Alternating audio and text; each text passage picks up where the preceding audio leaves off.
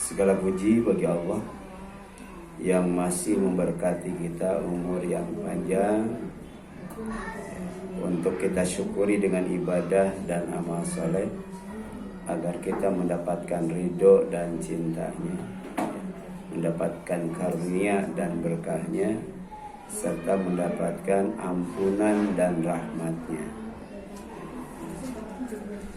Pagi ini kita akan coba mengaji dan mengkaji satu tema yang sudah di-share ya. Judulnya Jalani yang pasti-pasti saja. Jalani yang pasti-pasti saja. Seperti tadi malam, walaupun jam 1 kita harus sholat, tapi kita yakin bahwa keutamaannya itu pasti. Pasti orang yang mengikuti sunnah Rasul itu pertama akan dicintai Allah, yang kedua akan diampuni dosanya oleh Allah, yang ketiga akan dikasihi dan disayangi oleh Allah. Jadi ada 3 keutamaan orang yang mengikuti sunnah Rasul. Di antaranya sholat gerhana. Walaupun jam 1 kita bangun, karena kita yakin keutamaannya, kebaikannya pasti. Pertama apa? Dicintai Allah. Yang kedua diampuni dosa. Dan yang ketiga dirahmati, dikasihi dan disayangi. Yang pasti itu pertama tidak bisa dihindari karena pasti ya. Yang kedua diyakini kebenarannya. Jadi kalau kita meyakini kebenaran sesuatu, berarti kita menganggap itu pasti. Pasti benarnya. Demikian pula tidak bisa dihindari yang pasti itu. Mati pasti atau enggak? Pasti ya. Demikian pula surga dan neraka itu pasti ya. Bertemu dengan Allah pasti. Kalau bertemu dengan Jokowi belum tentu pasti ya. Ibu pengen ketemu dengan Jokowi, kangen nggak Bu? Kangen itu Bu. Tapi belum tentu bisa ketemu. Tapi kalau dengan Allah pasti ketemu. Asal apa? Pertama beramal soleh, pasti ketemu. Yang kedua beribadah kepada Allah dengan tidak melakukan kesyirikan. Jadi faman kana yarju liqa rabbih falyamal amalan sholiha wala yusyrik bi ibadati rabbih ahad. Sekali lagi Bu, bertemu dengan Allah pasti enggak? Kalau kita yakin pasti bertemu dengan Allah, maka pertama kita beramal soleh, beramal sesuai dengan Al-Quran dan As-Sunnah. Karena Al-Quran itu aturan Allah dan As-Sunnah itu adalah teladan Rasulnya. Yang kedua, wala yusyrik bi ibadati rabbih ahada. Jangan melakukan kesyirikan dalam beribadah kepada Allah. Ya.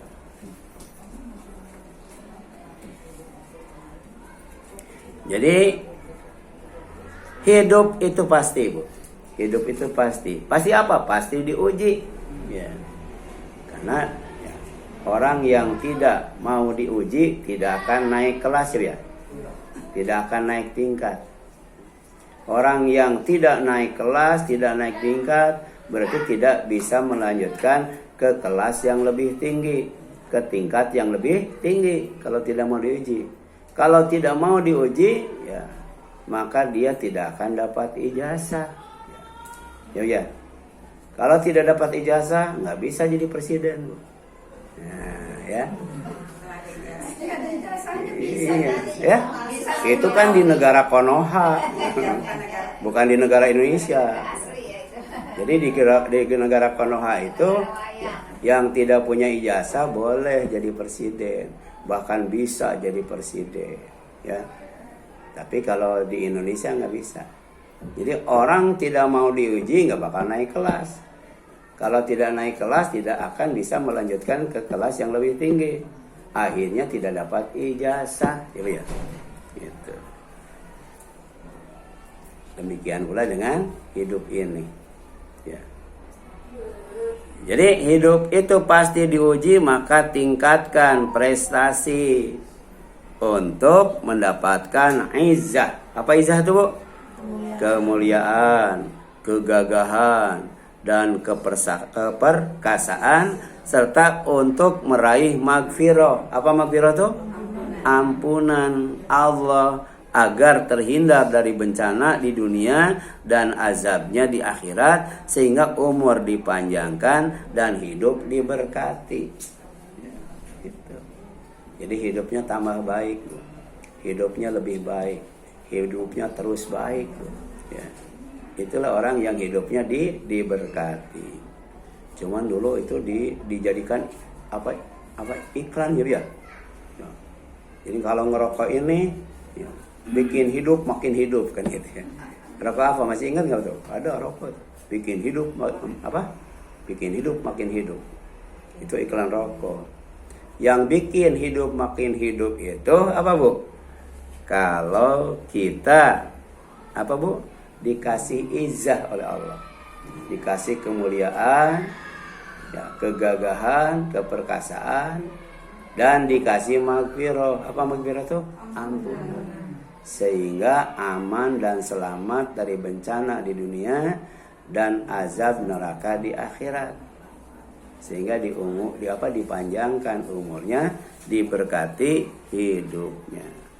Mana dalilnya bahwa hidup itu pasti diuji? Alladzi khalaqal mauta wal hayata liyabluwakum ayyukum ahsanu amala. Itu surat Al-Mulk. Jadi kalau kita baca itu katanya selamat dari azab kubur, ya. Kalau baca surat itu. Jadi Alladzi khalaqal mauta wal hayata, Allah itu adalah zat yang menciptakan mati dan hidup, ya. Jadi Allah yang menghidupkan dan mematikan, Allah yang membangunkan dan menidurkan. Tadi malam ada yang jam 1 nggak bangun, ada, ya. Siapa yang membangunkan? Allah. Ya. Ada juga yang dibangunkannya jam 12, itu, ya. Tapi ternyata ada, ya, setelah sholat gerhana nggak bisa tidur, Bu. Karena yang menidurkan siapa? Allah, ya. Sampai sekarang ngantuk. Ngantuk itu wajar, ya. Yang tidak ngantuk cuma satu, siapa, Bu? Allah. Yang kedua, Allah bisa bikin orang tidak ngantuk, Bu. Di mana? Di sorga, ya. Bu, di sorga nggak ada yang ngantuk, Bu. Di sorga nggak ada yang tidur. Kalau di sini ada yang ngantuk, ada yang tidur, wajar, bukan di sorga, Bu. Jadi biarkan tidur, nggak apa-apa. Kemudian yang selanjutnya, Bu, ya. Mati itu pasti, Bu, ya. Tidak ada yang mengingkari. Jadi jangankan orang yang beriman, ya. Jadi jangankan orang yang beriman, orang kafir pun, ya, tidak mengingkari yang namanya mati, ya. Jadi jangankan orang Islam, Bu, orang non-Islam juga tidak mengingkari adanya mati. Makanya ada ritual kematian, masing-masing beda, kan, ya. Ada hari pertama sampai hari ketiga, hari ke-7, hari ke-21, hari ke-40, hari ke-100, ya. Kemudian 200, 300, 400, 100 sampai 1000 newu, yang gitu, ya. Ya, itu ada 100 newu. Udah gitu baru ulang tahun haul. Jadi orang mati di ulang tahun kan ada, Bu, namanya haul. Haul ulang tahun. Saya waktu itu kan di Al-Faruq perlu meja buat belajar anak-anak TPA itu. Saya bikin proposal minta ke salah satu masjid. Padahal kita perlunya cuma di bawah 5 juta lah. Tiba-tiba ada kiai, Bu, bawa proposal. Buat apa, Bu? buat haul. Berapa Bu? 100 juta Bu. Buat haul. Udah, yang punya saya di cancel Bu.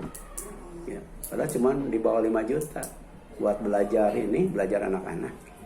Hanya yang 100 juta yang dapat Bu. Karena yang datang kiai. Jadi Ustadz mah kalah sama kiai Bu. Padahal kiai kan 100 juta lebih, Ustadz cuman di bawah 5 juta. Ya, mohon maaf ya Pak. Ya, yang punya Bapak di cancel dulu, di pending dulu. Ini ada Pak Kiai katanya butuh untuk haul. Ya. Mana dalilnya? Firman Allah, ya kullu nafsin dha'iqatul maut. Setiap yang bernyawa pasti akan merasakan mati. Jadi mati itu ada rasanya, Bu. Ada rasanya, ya. Nah, makanya orang pada takut mati ya. Angkat tangan Bu yang tidak takut mati, Bu. Ada 2 sebab Bu.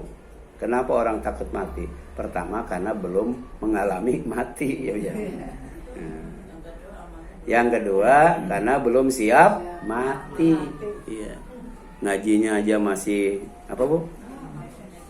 Ngajinya, sholatnya, saumnya, ya. Kata orang Betawi masih belang betong, ya. Ya orang Betawi orang Sunda tuh belang betong tuh. Bolong-bolong ya. Kemudian maka sucikan diri dari dosa agar tidak dimasukkan ke dalam neraka jahanam. Ya, kalau masuk ke dalam neraka jahanam, maka neraka jahanam itu akan menjadikan hidup dan mati berulang kali serta silih berganti. Padahal kita tahu mati sekali aja takut ya. Mati sekali aja sakit. Sakitnya luar biasa. Seperti batang pohon yang banyak cucuknya nyangkut di tenggorokan, ditarik sekaligus. Itu 1 kali mati. Ya. Tapi orang yang mati, ya, kemudian dimasukkan ke dalam neraka jahanam, maka neraka jahanam itu sifatnya menjadikan hidup dan mati berulang kali, silih berganti. Hidup dimatikan, mati dihidupkan, hidup dimatikan. Kalau masuk surga hidup aja terus Bu. Ya, hidup terus Bu. Gitu. Hitam gosong dipulihkan kembali kalau di neraka Bu. Nah, dalilnya ada Bu. Innahu mayati rabbahu mujriman. Jadi sesungguhnya barang siapa datang kepada Tuhannya dalam keadaan membawa dosa Bu. Ya. Fa inna lahu jahannam la yamutu fiha wala yahya. Ya. Tidak akan mati di dalamnya dan tidak akan hidup. Ya. Jadi karena hidup dimatikan, mati dihidupkan. Hidup dan mati berulang kali silih berganti. Makanya jangan main-main dengan dosa Bu. Ya.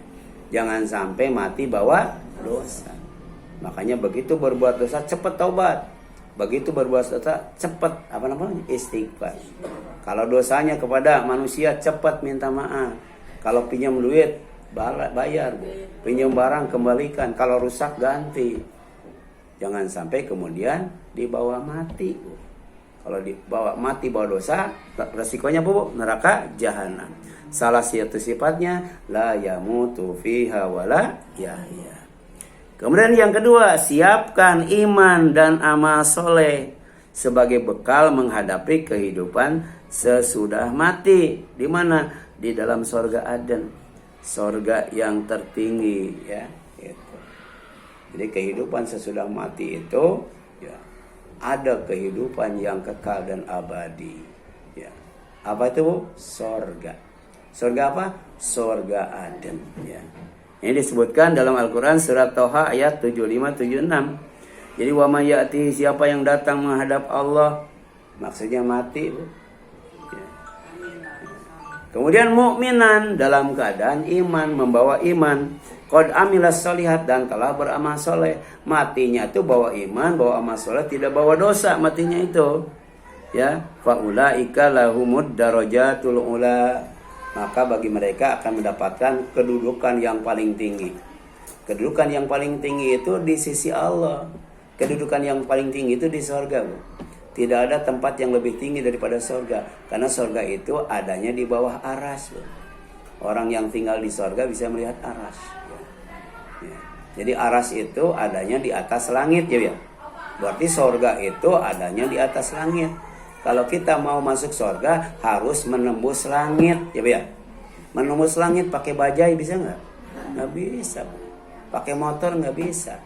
Menembus langit sampai ke sorga itu ditembusnya pertama dengan iman, yang kedua dengan ilmu, yang ketiga dengan amal soleh. Makanya siapkan yang namanya iman, tingkatkan yang namanya iman, yang didukung dikuatkan dengan ilmu dan amal soleh. Ya. Jadi iman itu tidak akan bertambah, tidak akan berkurang kalau tidak dibekali dengan ilmu. Dan kemudian tidak akan meningkatkan derajat, tidak akan bermanfaat kalau tidak diamalkan. Ya. Jadi amal yang berdasarkan ilmu dan berlandaskan iman, itulah amal soleh. Makanya untuk menghadapi yang namanya kematian yang pasti itu, maka siapkan ya diri yang suci ya, dengan bersih dari dosa, banyak taubat, banyak istighfar. Ya, kemudian yang kedua apa? Ya, bahwa iman ya, yang dilandasi dengan ilmu dan amal soleh. Faulaika lahumud darajatul ula, maka mereka itu akan memperoleh kedudukan yang tinggi di sisi Allah. Apa itu? Jannatu Aden ya. Jadi surga yang paling tinggi, tempat yang paling tinggi itu namanya apa? Surga Aden. Kenapa pakai jannat? Karena jumlahnya enggak satu. Surga Aden itu banyak, Bu. Banyak. Karena Allah tuh maha kaya.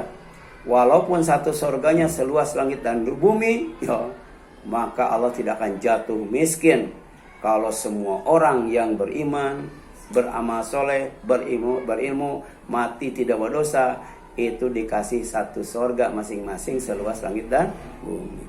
Ya. Jangankan seluas langit dan bumi ya, itu seluas Jakarta Utara saja itu berapa hektar, Bu? Ya. Orang yang kerja dari dulu sampai pensiun nggak bakal kebeli ya, Bu ya. Ya. Presiden juga nggak bisa beli, Bu. Ya. Jadi apa? Tajri min tahtihal anhar. Surga Adon itu karena tinggi, Bu. Di bawahnya mengalir sungai-sungai. Jadi kalau tinggal di Jakarta Utara, sungai dengan rumah itu sejajar.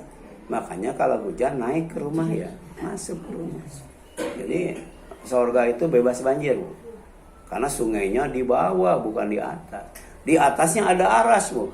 Di bawah aras ada air. Di bawah air ada surga. Di bawah surga ada sungai. Jadi adem, sejuk. Pemandangannya indah banget tuh. Bisa bayangkan ya. Kita lihat air dari bawah aras mengalir ya ke bawah surga ya dalam bentuk apa kan biasanya air terjun ya. Kemudian membentuk sungai. Indah banget tuh. Indah banget. Apalagi kalau Ibu sekarang buka video tentang surga kan sudah pakai AI ya. Ya pakai AI kan. Itu indah-indah Ibu ya. Jadi kalau dulu saya mau menerangkan surga pakai PowerPoint, susah nyari surga keindahannya. Sekarang mau pakai AI, indah banget tuh. Indah banget tuh, ya. Jadi harusnya makin ilmu kita luas dan dalam, makin terampil ya, makin ahli, harusnya makin takut kepada Allah, makin tertarik dengan janji Allah Subhanahu wa taala. Lebih daripada itu khalidina fiha ya. Yang namanya sungai itu enggak pernah kering kalau di surga. Ya. Sekarang ada sungai tapi enggak ada airnya kan, sungai bambu ya. Sungai Landa. Namanya doang, enggak ada airnya ya.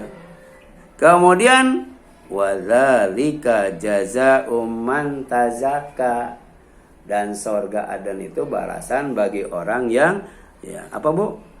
Yang menyucikan diri ya. Jadi bukan hanya baju saja yang harus dicuci ya. Bukan hanya spray saja, bukan hanya sarung saja, bukan hanya mukena saja. Diri juga harus disucikan. Dengan apa? Dengan dua cara. Pertama toharo ya, untuk kotoran lahir disebut hadas dan najis. Contohnya wudu dan mandi. Ya.